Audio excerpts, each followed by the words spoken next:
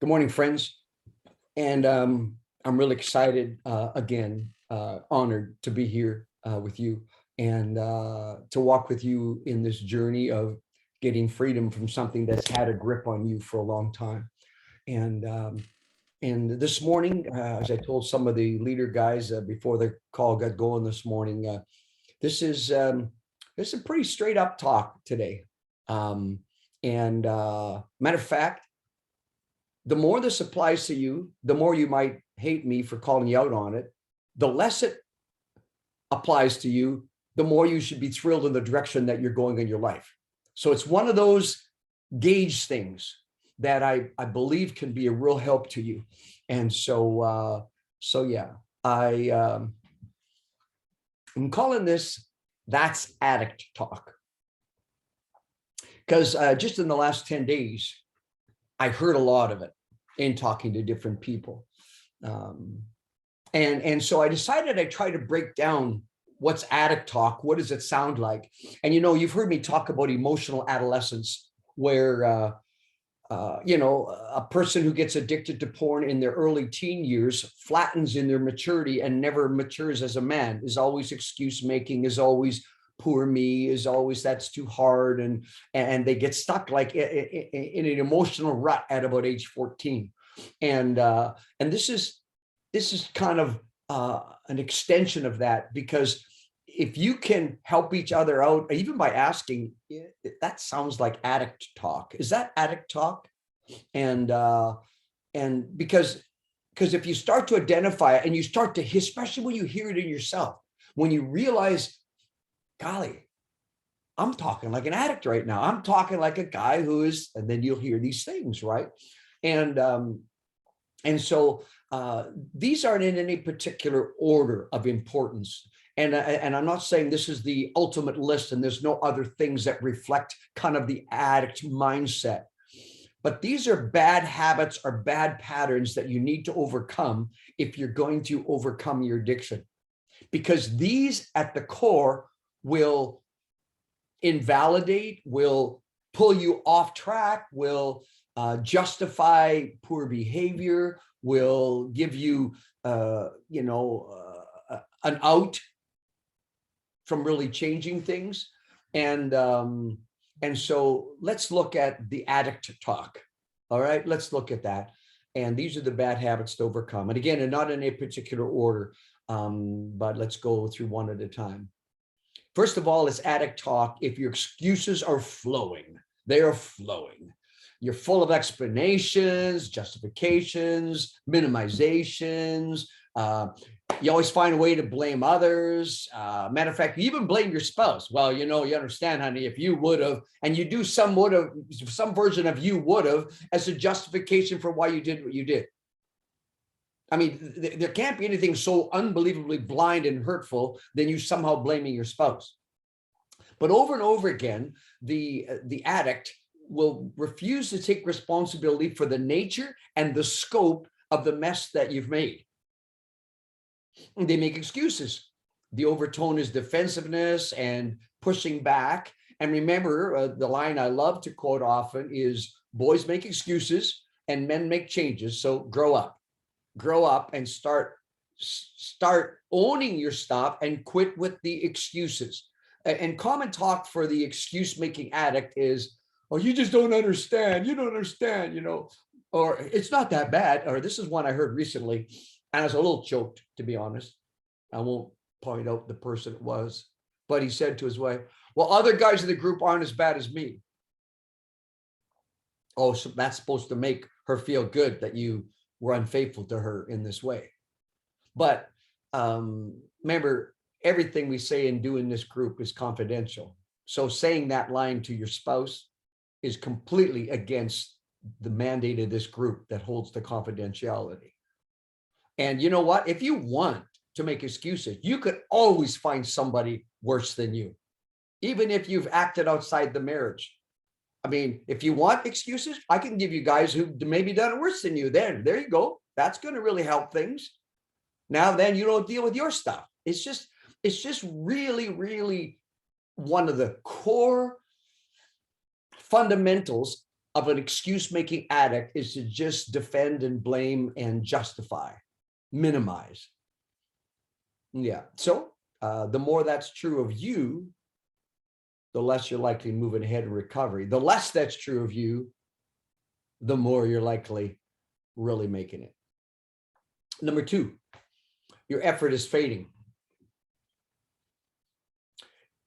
I can almost, I should like to do some kind of a survey, actually. I could do it likely too, but guys who fade from regroup before they have actually met the criterion when they can finish regroup are guys who leave the group without freedom and explaining why they don't need regroup, but they still continue to relapse. Now go figure. Like, well, yeah, but it's, I'm really busy. Okay, so you're really busy or you're getting freedom.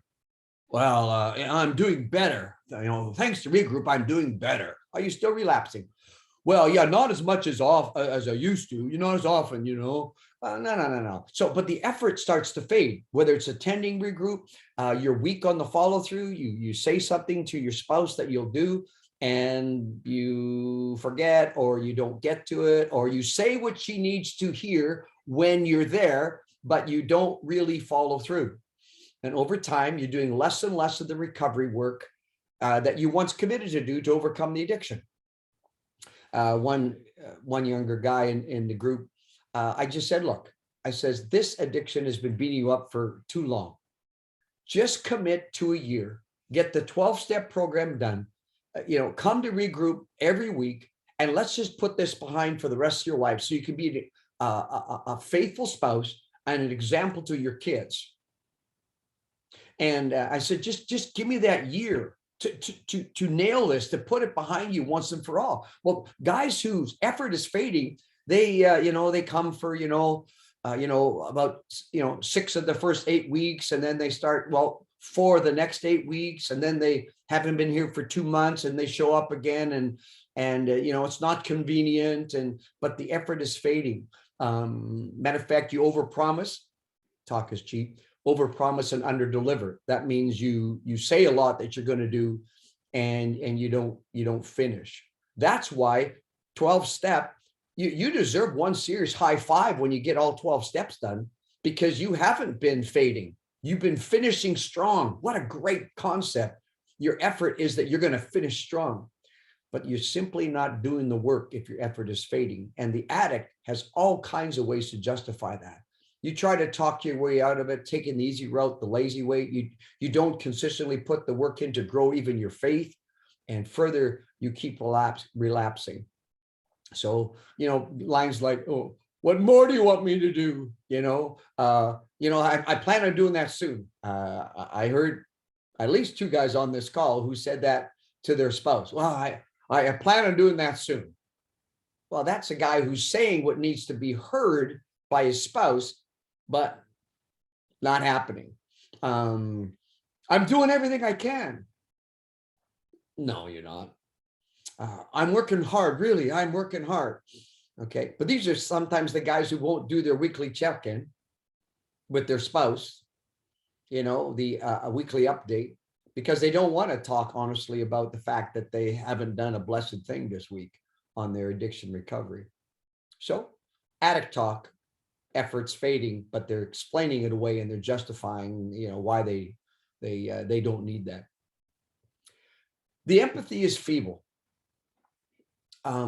Empathy is looking at life from someone else's perspective. Empathy is looking at life from your spouse's perspective. Empathy is you realizing how much pain and hurt you've really caused. But the problem with the addict, at the core, an addict has grown more self-absorbed than the average person, because early in their developmental of the brain, they got addicted. And so their brain is all about focused on me. And it really can't appreciate the pain that has been caused to the spouse and even to others. They don't grasp the nature of the pain even they've caused others. They don't see the big picture well. You only see your picture. You've been so self-preoccupied for so long that your knee-jerk reaction is to filter everything said or done through the lens of how it affects you. Instead, you'd be wise to ask her about her hurt, really listen, let it sink in, and own all you can. Learn to empathize. I mean, guys whose empathy is feeble will say things like, well, why can't you just trust me? Well, I can give about 20 reasons. Or when she gets triggered, he goes back to this one. Well, your triggers are hard on me, you know, like when are you gonna get beyond this? Because every time you get triggered like this, it really makes me feel lousy. Do you want me to be discouraged? Do you see how her trigger, which is legitimate because of where you've been, comes back and becomes a poor me line? Sometimes these guys, well, I don't like being controlled. You know, I mean, you know, I can look after these things. You and these other guys, you know, this accountability stuff's, you know, overrated. But they don't realize the security that someone else other than your spouse holding you accountable. You don't realize what a gift it is to your spouse. You don't empathize how secure she feels because someone else other than her can be the cop. Yeah, but you don't like being controlled. General statements to any kind of pain she's feeling is, well, you know, this is difficult for me too. You know, this is really hard. And the empathy is just really feeble. And again, the more these are true of you, the more you're actually stuck in the addict talk. You're stuck in the addictive mindset. Your emotions are flooded. Number 4. You complain a lot. Your pain is your focus. For years, you soothed all your hurt, frustration, and even negative and other negative emotion with going to your addiction for relief. You justified it. You talk how hard it is. You whine a lot. You feel sorry for yourself. Letting negative emotions rule you will keep you in your addiction. You got to base your decisions on what you value, not on what you feel. And that actually is a quote from Dr. Stephen Stosny on my TV show. But he said, challenge people to get to a better place by basing their decisions on what they value, not on what they feel. And so the person who's flooded by emotions is basically whatever emotion is flooding them drives them. If they feel that their spouse is angry at them, so they feel sorry for themselves, they feel rejected, and they could just as easily relapse because their spouse got frustrated at them and they feel rejected, and now they go with their emotions and, you know, it's not my fault, you know, I was just so overwhelmed. Well, the emotions are flooded, and you know, at some point, to get out of addict talk, you have to have anchor talk, anchoring truths that guide you. And the more you get clear recovery thinking in your head through videos, DVDs, 12-step program, encouragement from other guys in your small group, talks from me or other leaders, the more you get that truth in your head and have anchor talk, it'll deal with the addict talk, and the emotions won't have to rule you. And so the emotions, right? You don't know how hard this is for me. Nice, poor me line. You're asking too much. I can't do all this. When is it going to be good enough? Just the emotions flood. And those are the kind of lines the addicts will say. And so fifthly, your exactness is feeble. Now I stretched that because I needed another E word. You know me, I'm a psycho for trying to make alliteration. So shut up and love it, or think I'm crazy. Yeah, you'll likely think I'm crazy. But exactness has to do with truth. Your word, you know, the truth is flexible. Your word is flexible. The exactness of what you're saying is flexible. It's not exact. Exact and flexible are antithesis of each other. You see, truth is massaged. You lie, you stretch the truth to fit your needs. Your word becomes fluid. Fluid meaning it kind of flows where it needs to, so you keep looking good and you keep her happy. And you start by lying to yourself. Matter of fact, addicts self-justify before they verbalize that kind of justification. They self-justify first. They lie to themselves first. And so over and over again, they will convince themselves that this is okay, what's going on, and then they try to justify lying to others to make it work. So sadly, your word, which is supposed to be your word is your bond, but your word actually means nothing. Your spouse can't trust what you say. What you say isn't what usually happens. And so what you do is you maximize what you can talk about. Well, I did this and I did that. And now she asks you about, let's just say letter D. And you say, well, let me tell you about this. I did A, and I did B, and I did C. I did C 3 times. She'd ask you about D. Well, I'm gonna get there, but I was focusing this week on A, B, and C. I didn't have time to do D. Do you see how the person plays with the truth to try to stay in the good books? Matter of fact,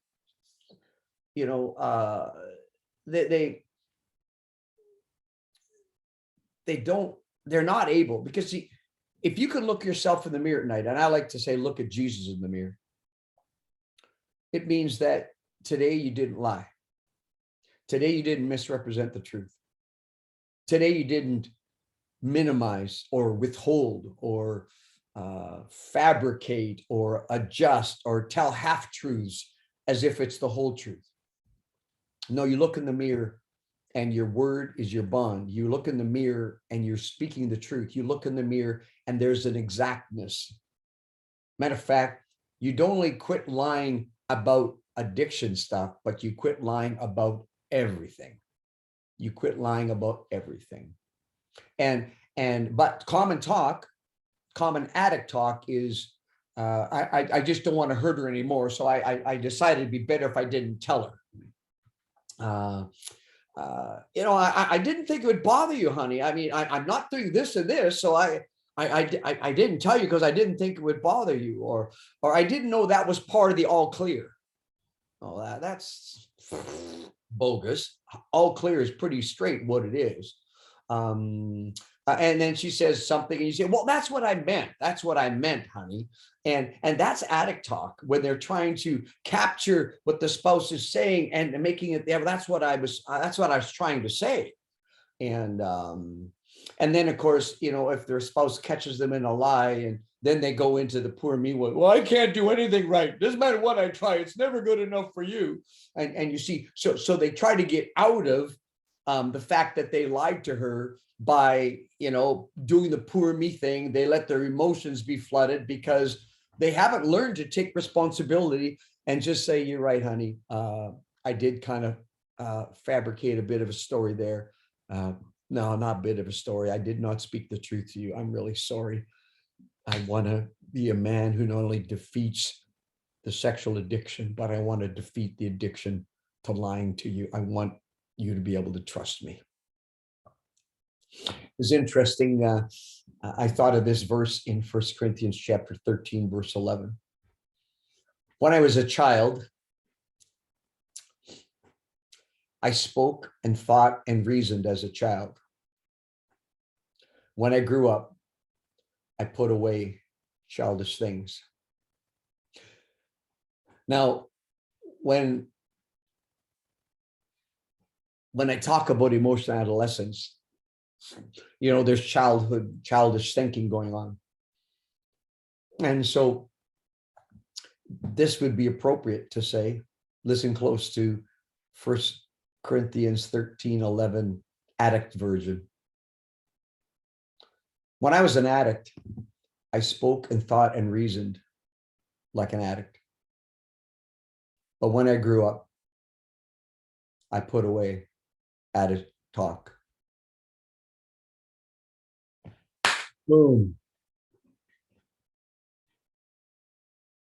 My prayer is that God would give you the ability to hear yourself talk like an addict. My prayer would that you'd be able to call each other to greatness by, like, be careful on, attacking guys who are talking like an addict, and maybe just say, hey, ask yourself, is that addict talk? Or you're sounding like an addict to me. I don't know. What do you think? And keep in mind, the less these 5 are true of you, the more you are manning up and changing. So some of you I know well, and you're not flooded by your emotions. Your truth is not flexible. You've become really empathetic. Some of you have wept over the fact that you don't want to influence your children in a negative way. You've wept over the hurt you've caused your wife. Some of you are here and still putting in hard work. Your effort isn't fading. And your excuses, you're done with excuses. You own it, you own it, you own it, and you own it. Those men are going to make it. So the more these are true of you, the less you are not moving on in recovery. Nice wording, Currie. But the more these are true, sorry, that is true. The more these are true of you, the 5 above, even though I just gave you the opposite, the more these are true of you, the ones that are here, the less you're moving on in recovery. You still got the addict talk going. Now, it's very likely that this talk is going to expose maybe 2 of 5 of those in you, maybe 5 for 5. We all know that at one point, everybody in the call was 5 for 5. But now, maybe you're less, maybe you're not. So let's have a discussion on that and see what you think as we try to expose the addict talk.